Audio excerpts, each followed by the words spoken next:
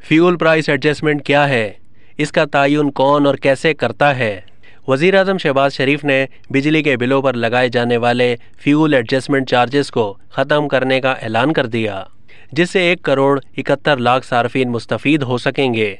Fuel price adjustment क्या है, इसका तयन कौन और कैसे करता है, और क्या इसका बोझ आवाम पर डालने के सिवा कोई चारा नहीं?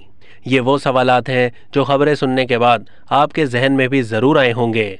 आरिफ हबीब लिमिटेड में head of research Tahir Abbas का बताना है कि फ्यूल प्राइस एडजस्टमेंट को समझने के लिए एक्चुअल फ्यूल कॉस्ट और रेफरेंस फ्यूल कॉस्ट समझना ज़रूरी है। हर महीने साल के आगाज़ में national electric power regulatory authority यानी नेपरा एक रेफरेंस फ्यूल कॉस्ट देता है, यानी एक ऐसा हवाला जिससे हर महीने ईंधन पर आने वाली कुल लागत का मवाजना किया जा सके। एक महीने में बिजली की पैदावार में इस्तेमाल होने वाले ईंधन की कुल लागत यानी बास्केट फ्यूल कॉस्ट दरअसल मुल्क में तवानाई के मुख्तलिफ ज़राए में इस्तेमाल होने वाले ईंधन जैसे कोयला, LNG, फर्नेस ऑयल पर आने वाली लागत के एतबार से निकाली जाती है।